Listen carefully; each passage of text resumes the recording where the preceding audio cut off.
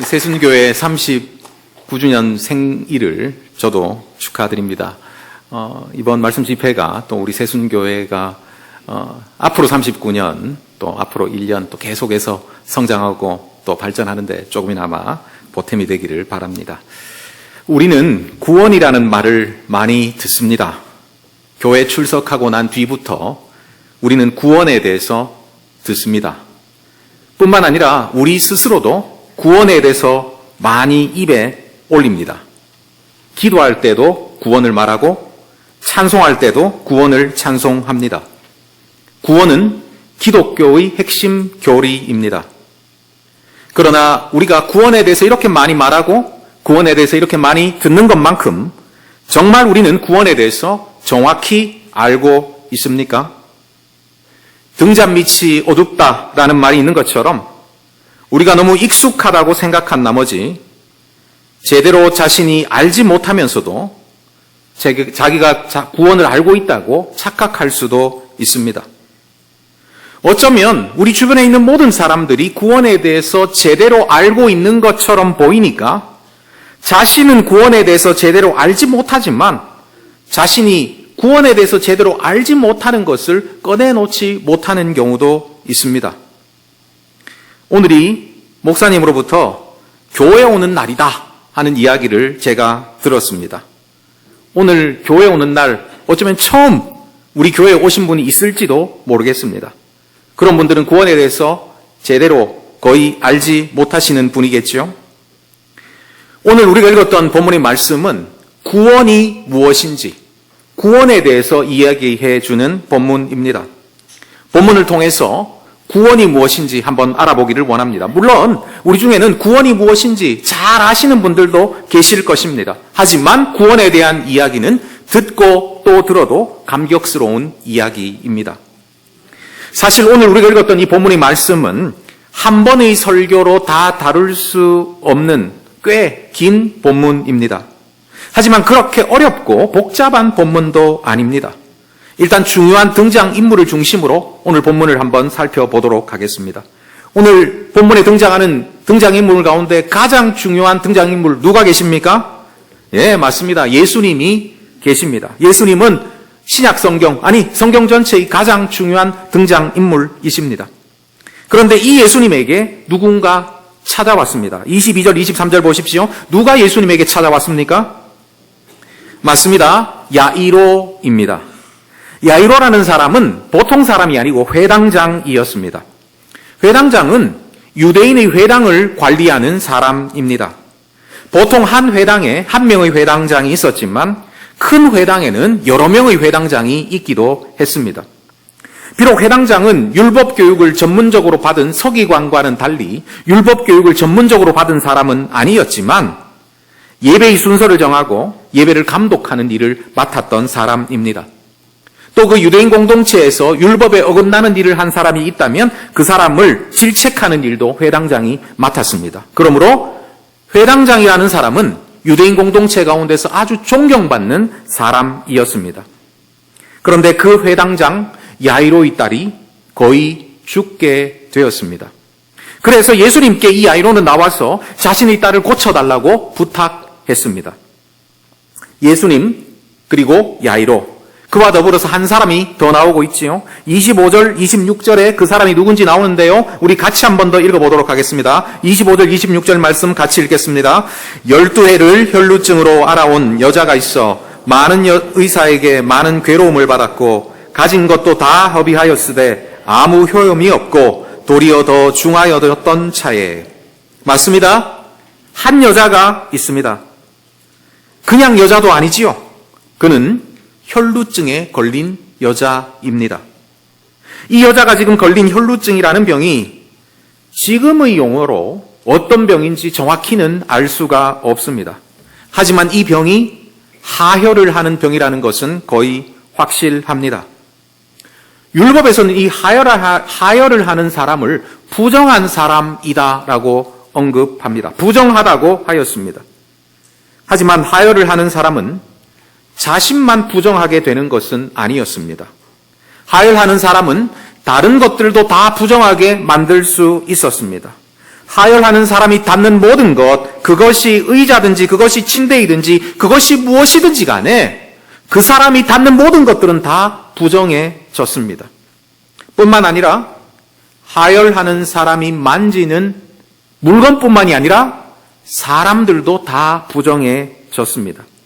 하혈하는 사람이 어떤 사람을 만지게 되면 그 사람은 부정하게 되었고, 또 반대로 어떤 사람이 하혈하는 사람을 만지면 그 사람도 부정하게 되었습니다. 이것이 바로 율법이었습니다. 그러므로 이 율법 아래서 하혈하는 여자는, 혈루증에 걸린 이 여자는 부정한 사람이었습니다. 뿐만 아니라 부정을 전념시키는 사람이었습니다. 그러므로 이 혈루증에 걸린 사람에게 다가가는 사람은 아무도 없다고 해도 틀린 말은 아닐 것입니다. 오늘 본문 말씀에서 보면 이 여자는 사람들 앞으로 나서지 않으려고 했습니다. 그 이유가 바로 여기에 있습니다. 그는 사람들 앞에 나설 수도 없는 사람, 아니 나서서는 안 되는 사람이었습니다. 왜 그렇습니까? 그는 부정한 혈루증 걸린 여자였기 때문입니다. 더욱이 이 혈루증에 걸린 여자는 이제는 빈털터리였습니다.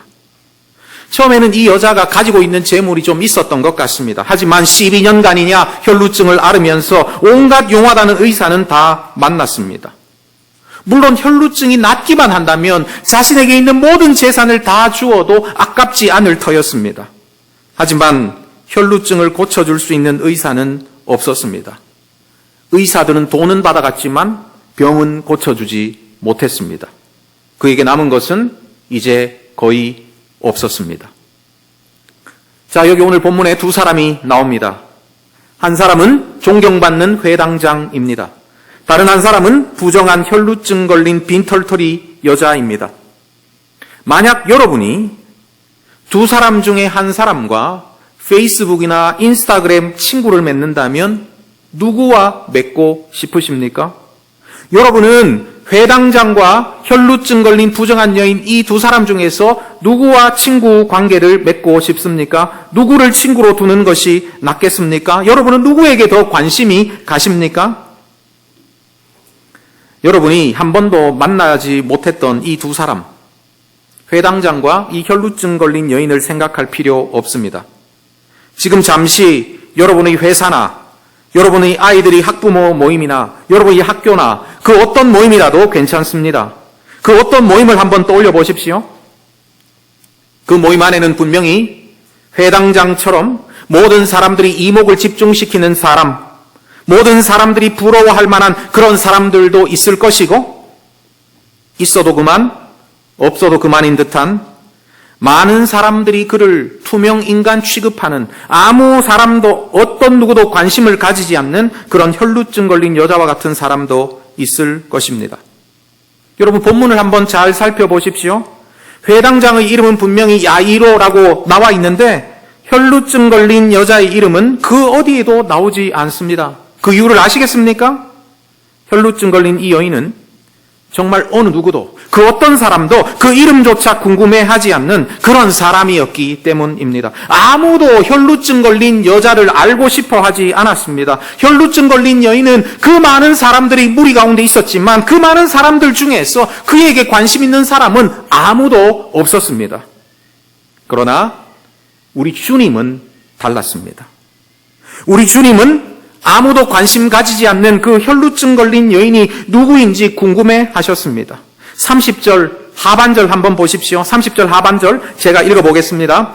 무리 가운데서 돌이켜 말씀하시되 누가 내 옷에 손을 대었느냐 하시니, 예수님은 혈루증 걸린 부정한 여인에게 관심을 가지셨습니다. 아무도 궁금해하지 않는 여인, 부정한 여인, 빈털터리 여인, 그래서 본문에 그 이름조차도 기록되지 못한 그 한 여인을 우리 주님께서는 궁금해하셨습니다. 형제자매 여러분, 예수님께서 이 땅에 계실 때 그분이 곁에 두었던 사람들이 어떤 사람, 어떤 부류의 사람이었는지 잘 한번 생각해 보십시오. 예수님께서 오늘 이 본문에서 보통 때와는 다른 어떤 특별한 행동을 하고 계신 것은 아니십니다. 원래 예수님은 다른 사람들이 관심이 대상이 되지 않는 사람들, 그래서 이름조차도 본문에 기록되어 있지 않는 이런 사람들을 특별하게 대우하셨습니다. 예수님은 죄인들에게 가까이 가셨습니다. 예수님은 세리들의 집에서 함께 식사를 하셨습니다. 예수님은 창녀들을 불쌍히 여기셨습니다. 그리고 예수님은 어린아이들이 자신에게 오는 것을 즐거워하셨습니다. 예수님은 세상의 관점으로는 전혀 주목받지 못하는 사람들, 세상의 관점으로는 전혀 사랑받지 못하는 사람들에게도 관심을 가지셨습니다. 동네에서 존경을 한 몸에 받는 회당장의 딸을 고치시러 가는 그 총각을 다투는 그 순간에도 예수님은 누구도 관심 기울이지 않는 그 혈루증 걸린 여인을 위해서 멈추시고 돌이키시고 고치시고 위로하십니다. 예수님의 시간과 예수님의 능력은 단지 회당장의 것만이 아니라 혈루증 걸린 부정한 여인의 것이기도 했습니다. 우리 주님은 그 누구도 차별하지 않으십니다. 그러므로 우리 주님께서 베푸시는 구원은 그 누구에게나 차별이 없습니다. 율법은 정한 사람과 부정한 사람으로 사람을 나눕니다. 자본주의 사회에서는 사람을 부자와 가난한 사람으로 나눕니다. 학교에서는 사람을 공부 잘하는 사람과 공부 못하는 사람으로 나눕니다. 그리고 우리 한국같이 학벌 중심의 사회에서는 사람을 명문대 나온 사람과 명문대 나오지 못한 사람으로 나눕니다. 그리고 외모가 중요한 사회에서는 사람을 잘생긴 사람과 그렇지 못한 사람으로 나눕니다. 그리고 부자에게만, 공부 잘하는 사람에게만, 명문대 나온 사람에게만, 잘생긴 사람에게만 관심을 가집니다. 그들만 좋은 것을 차지할 자격이 생깁니다. 하지만 구원에는 차별이 없습니다. 부정한 사람도, 가난한 사람도, 공부머리가 없는 사람도, 외모가 그저 그런 사람도 모두 구원을 받을 수 있습니다. 왜냐하면 우리 주님께서 베푸시는 구원에는 차별이 없기 때문입니다. 그래서 바울은 로마서 10장 11절 12절에서 이렇게 말합니다. 누구든지 그를 믿는 자는 부끄러움을 당하지 아니하리라 하니 유대인이나 헬라인이나 차별이 없음이라. 유대인이나 헬라인이나 차별이 없음이라. 주님을 믿는 자는 유대인이나 헬라인이나 차별이 없이 다 구원받습니다. 예수님은 혈루증 앓던 그 여인이 예수님의 옷자락을 잡아당길 때 화를 내지 않으셨습니다. 내가 정말 이 사회에서 중요한 회당장의 딸을 고치러 가고 있는데, 급하게 내가 가고 있는데 왜 내 앞길을 막느냐, 왜 나를 방해하느냐, 이렇게 화를 내지 않으셨습니다. 왜 그렇습니까? 구원은 차별이 없기 때문입니다. 유대인이나 헬라인이나 차별이 없습니다. 여러분, 만약 구원에 차별이 있었다면 도대체 우리가 얼마나 정결해야 구원받을 수 있겠습니까? 만약 구원에 차별이 있었다면 우리가 얼마나 돈이 많아야 우리가 구원을 받을 수 있겠습니까? 만약에 구원에 차별이 있다면 우리가 얼마나 공부를 잘해야 우리가 구원을 받을 수 있겠습니까? 만약에 구원에 차별이 있다면 우리가 얼마나 잘생겨야 우리가 구원을 받을 수 있겠습니까?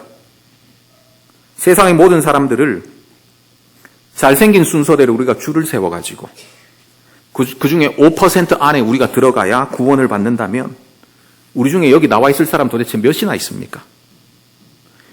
그래도 여러분 중에서 혹시 뭐 이렇게 생각하는 분이 없습니까? 그래도 내가 창원에서는 내가 장동건 소리를 듣는데 나 정도면 괜찮겠지, 뭐 이렇게 생각하시는 분이 있습니까? 여러분, 서울 가보십시오. 창원 장동건이 아니라 서울 장동건, 진짜 장동건이 있습니다. 유대인이나 헬라인이나 차별이 없습니다. 구원에 차별이 없습니다. 그러므로 우리는 구원을 받았습니다. 구원의 차별이 없기 때문에 우리가 이 자리에 나와 앉아 있고, 구원의 차별이 없기 때문에 우리가 하나님의 자녀가 되었습니다. 구원의 차별이 없기 때문에 우리는 구원 받았습니다. 우리 옆에 있는 형제 자매에게 이렇게 한번 얘기할까요? 차별이 없기 때문에 형제님이 구원 받았습니다. 그러면 우리 뭐라고 대답해야 됩니까? 당신도 마찬가지입니다. 이렇게 얘기해야 되겠죠. 맞습니다. 우리 모두 마찬가지입니다. 구원에 차별이 없습니다. 구원에 차별이 없기 때문에 우리가 구원받았습니다. 구원에는 차별이 없습니다. 그러면 여러분, 이 차별이 없는 구원, 이 구원 누가 받을 수 있습니까? 34절 말씀 같이 한번 읽어보겠습니다. 34절 말씀 같이 읽겠습니다. 시작. 예수께서 이르시되 따라 내 믿음이 너를 구원하였으니 평안히 가라. 내 병에서 놓여 건강할지어다. 아멘. 누가 구원받습니까? 맞습니다. 예수님은 이 여인에게 분명히 이렇게 말씀하셨습니다. 내 믿음이 너를 구원하였으니 누가 구원받습니까? 바로 믿음 있는 사람이 구원받습니다. 믿음 있는 자가 구원받습니다. 사실 믿음 있는 자가 구원받는다. 이 얘기는 너무도 당연한 이야기지요. 우리가 너무나 잘 알고 있는 이야기죠. 교회 처음 오면 믿음 있는 사람이 구원받습니다. 새신자반에서도 이것은 정말 처음 가르쳐주는 것 아니겠습니까? 믿음 있는 자가 구원받습니다. 그런데 문제가 있습니다. 믿음. 우리는 종종 이 믿음이라는 말을 들으면 주눅이 듭니다. 왜냐하면 성경에 나오는 믿음의 사람들, 이 믿음의 사람들은 우리가 도저히 흉내내지도 못할 사람들처럼 보이기 때문입니다. 여러분은 산 꼭대기에, 물이라고는 찾아볼 수 없는 산 꼭대기에 배를 지었던 노아를 알고 계십니까? 여러분은 그 큰 용사 골리앗에게로 뛰어갔던 다윗을 알고 계십니까? 여러분은 그 무서운 사자들이 우글거리는 그 사자굴로 걸어 들어간 다니엘을 알고 계십니까? 여러분은 죽으면 죽으리이다 하고 왕 앞으로 나갔던 에스더를 알고 계십니까? 이런 사람들이 바로 믿음의 사람들입니다. 성경에 나오는 인물들이는 그래도 성경에 나오는 인물들이니까 그렇다 손 칩시다. 그러니까 성경에 나와 있지 않겠습니까? 그런데 성경으로 갈 필요 없습니다. 우리 고신교회를 처음 세웠던 믿음의 선배들은 그 서슬퍼른 일본 제국주의 치하에서 신사참배를 반대했습니다. 당연히 구타를 당했고, 당연히 투옥을 당했고, 심지어 죽음을 당했습니다. 그들이 이런 일을 당할 것을 모르고 신사참배를 온몸으로 반대한 것이 아니지요. 분명히 이런 일이 생길 줄 알고, 그럼에도 불구하고 그들은 믿음을 지키기 위해서 신사참배를 반대했습니다. 이런 사람들이 믿음 있는 사람들 아닙니까? 이런 사람들이 믿음의 사람들 아닙니까? 이런 사람들과, 이런 믿음의 사람들과 지금 우리의 모습을 비교해 보면 우리는 참 불쌍할 정도입니다. 어떤 때는 일주일에 한 번 교회 나오기조차 힘들 때가 있습니다. 주중에 정신없이 살아가다 보면 내 스스로 내가 그리스도인인지 아니면 내가 불신자인지 내가 교회 다니는 사람인지 아니면 세상 사람인지 스스로 구분하기도 힘들 때가 있습니다. 스스로도 막 헷갈릴 때가 있습니다. 주일에는 하나님 말씀을 들으면서 그래도 내가 말씀 따라 살아야지 이렇게 다짐하지만 또 월요일, 화요일, 수요일 한 주간의 삶 속에서 말씀 따라 살기가 너무나 힘이 듭니다. 그래서 살다 보면 내가 정말 믿음의 사람인지 내가 불신의 사람인지 내 스스로도 헷갈릴 때가 많습니다. 내가 정말 믿음의 사람인가? 정말 나는 구원받을 수 있는 사람인가? 이런 생각이 들기까지 합니다. 하지만 여러분 낙심하지 마십시오. 우리 주님께서는 믿음이 적은 자도 돌아보시고 그에게도 은혜를 베푸시는 분이십니다. 회당장 야이로는 정말 확신을 가지고 예수님께 나아갔습니다. 야이로는 예수님께서 자신의 딸에게 손을 얹으면 자신의 딸이 나을 것이라는 확신이 있었습니다. 마가는 야이로의 이 확신에 가득 찬 믿음을 이렇게 표현하고 있습니다. 23절 말씀입니다. 제가 한번 읽어보겠습니다. 간곡히 구하여 이르되 내 어린 딸이 죽게 되었사오니 오셔서 그 위에 손을 얹으사 그로 구원을 받아 살게 하소서 하거늘. 여러분 23절 말씀 가운데서 어디에 주저하는 모습을 발견할 수 있습니까? 그 어디에도 야이로가 주저하는 모습을 발견할 수 없습니다. 야이로는 정말 확신이 있었습니다. 예수님께서 자신의 딸을 낫게 하실 것이라는 확신이 있었습니다. 그래서 그는 예수님께 바로 직진해서 예수님께 나아갔습니다. 그는 정말 믿음의 사람이었습니다. 하지만 혈루증 걸린 여자는 예수님께 몰래 다가갔습니다. 이 여자는 예수님께서 치료하실 수 있다고 믿었지만 또 그렇지 않을 수 있다고도 생각했습니다. 사실 이 여자는 지금까지 너무나 자주 실망해 왔습니다. 뿐만 아니라 자신이 부정한 상태였기 때문에 또 예수님은 수많은 사람들에게 둘러싸여서 너무 분주해 보이셨기 때문에 심지어 지금은 회당장 야이로의 딸을 고치시러 급히 길을 가고 계셨기 때문에 자기가 예수님께 거부당할 수 있다고도 생각했습니다. 자기 같은 것에는 예수님께서 관심을 기울이지 않을 수 있다고도 생각했습니다.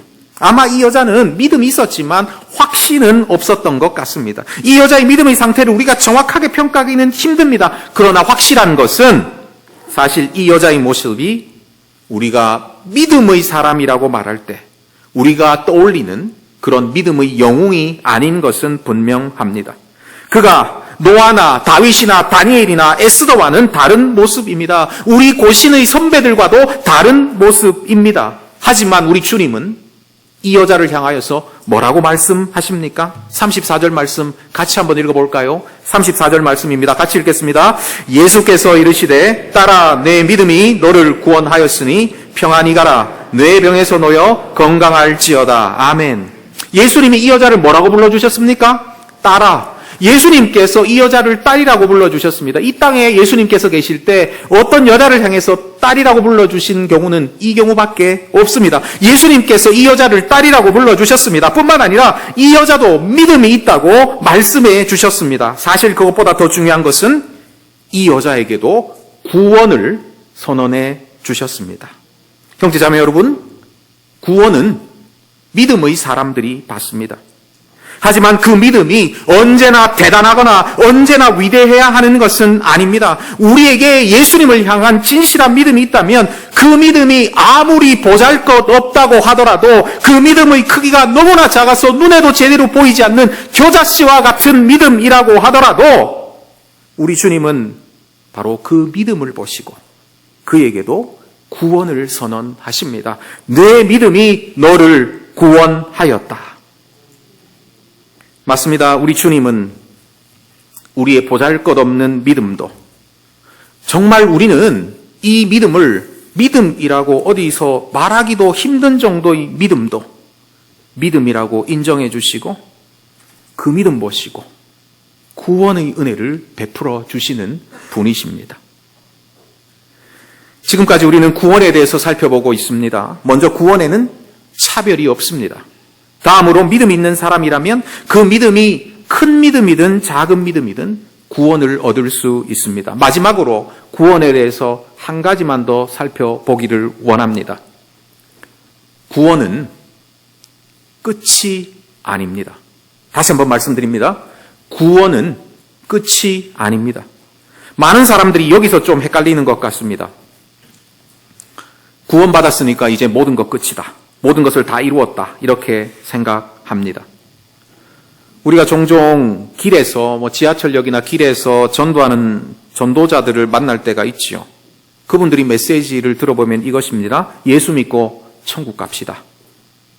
물론 그분들이 전하는 이 메시지 예수 믿고 천국 갑시다. 이 메시지가 틀린 메시지는 아닙니다. 하지만 이 메시지는 구원에 대한 메시지 중에서 아주 중요한 부분을 빠뜨린 그런 메시지입니다. 구원을 예수 믿고 천국 가는 것으로만 생각한다면 이제 예수 믿고 구원받았으니까 천국 가는 것은 이미 정해진 것이니까 이제 끝이다. 이렇게 생각할 수 있습니다. 하지만 여기서 끝이 아닙니다. 오늘 본문 말씀을 잘 살펴보면 이야기의 전체 흐름이 이렇습니다. 처음에 야이로가 예수님께 와서 딸을 고쳐달라고 했습니다. 예수님께서 야이로의 딸을 이렇게 고치러 가시고 있습니다. 그런데 그 길에 혈루증 여인이 나타났습니다.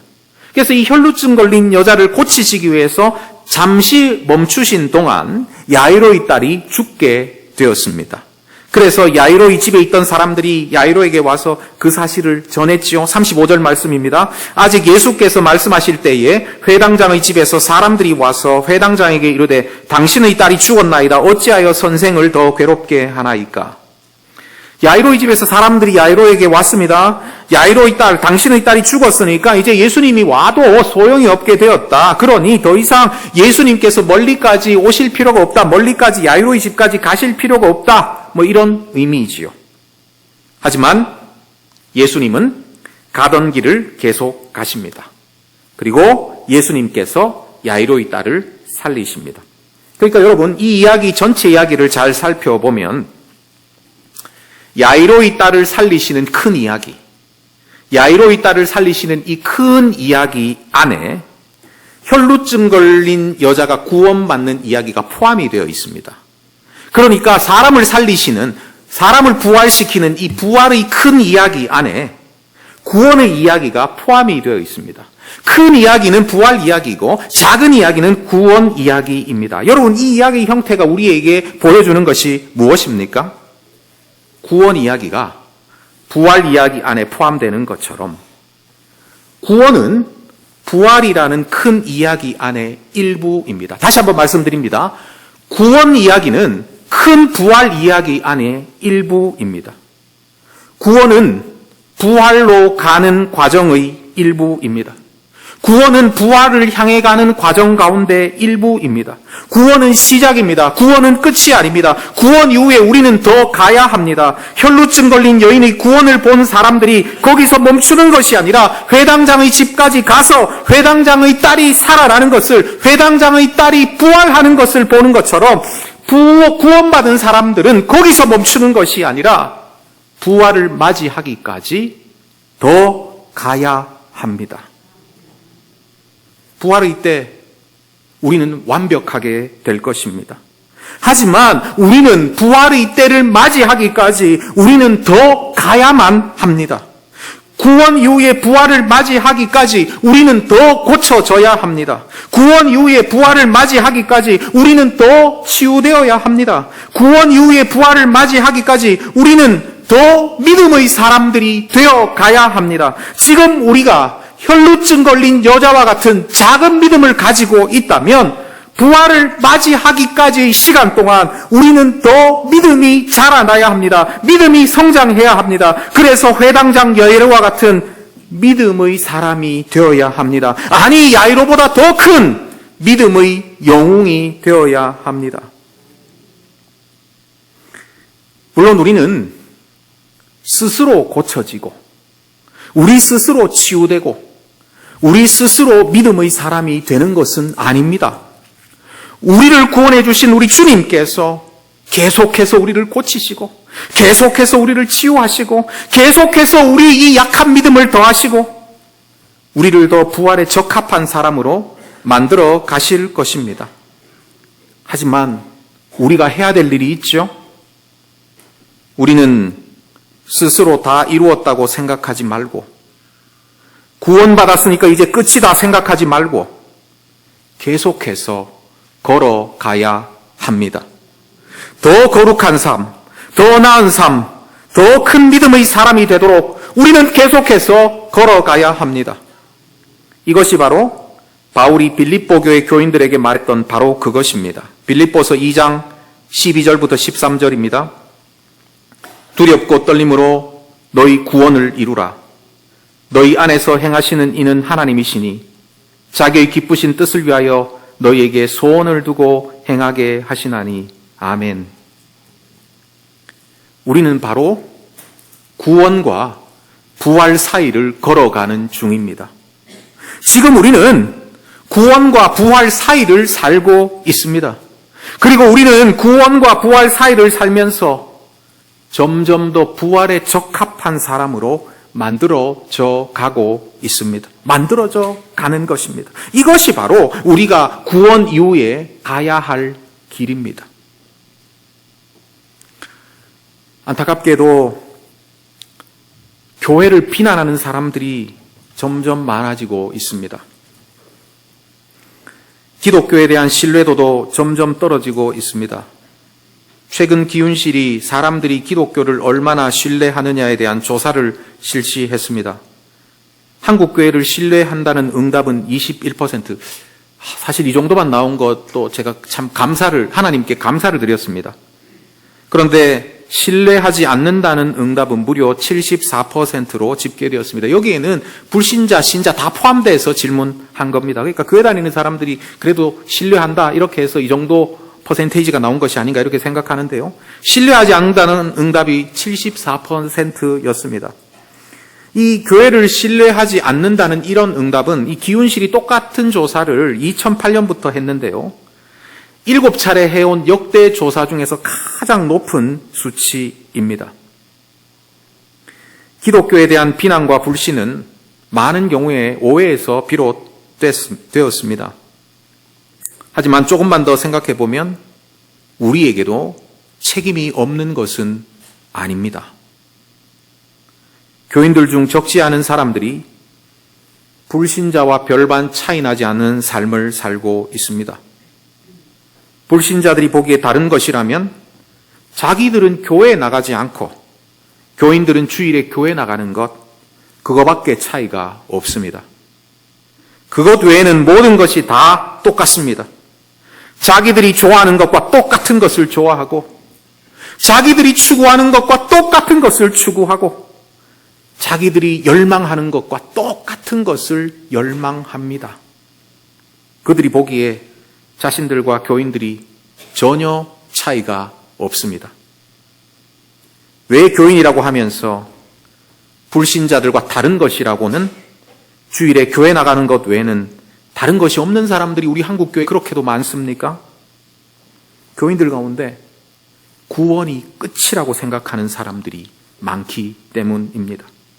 구원받았으니 천국 가고 천국 가기로 정해졌으니 이제 끝이다 이렇게 생각하는 사람들이 많기 때문입니다. 그러나 여러분, 구원은 끝이 아닙니다. 마가복음이 우리에게 가르쳐주는 것처럼 구원은 큰 부활 이야기 가운데 일부입니다. 구원은 시작입니다. 부활을 맞이하기까지 우리는 더 걸어야 합니다. 부활에 적합한 사람이 되는 길을 계속해서 걸어가야만 합니다. 형제자매 여러분, 구원 받으셨습니까? 구원은 끝이 아니라 시작입니다. 이제 우리는 부활에 적합한 사람으로 점점 더 치유되어 가야 합니다. 부활에 적합한 사람으로 우리는 새롭게 되어야 합니다. 부활에 적합한 사람으로 우리 믿음이 자라가야 합니다. 이제 우리의 목표는 구원이 아니라 바로 부활입니다. 우리는 구원 이후의 길을 걷고 있는 사람들입니다. 구원과 부활 사이의 길을 걷고 있는 사람들입니다. 초청받을 자격이 없는 부족한 자들이지만 차별이 없는 하나님의 은혜로 우리는 이 길로 초청받았습니다. 비록 보잘것없는 믿음이지만 하나님께서 이 보잘것없는 믿음 보시고 우리를 이 길로 초청해 주셨습니다. 그래서 우리 앞에 이 길이 놓여져 있습니다. 우리 앞에 놓여진 이 길, 부활에 이르기까지 우리 앞에 놓여진 이 길, 끝내 이 길을 잘 걸어서 부활의 때 우리 서로 완벽한 모습으로 만날 수 있기를 간절히 바랍니다. 우리 창원 세순교회 모든 성도들이 완벽한 모습으로 부활의 주님을 함께 만나 배울 수 있기를 간절히 바랍니다. 기도하겠습니다.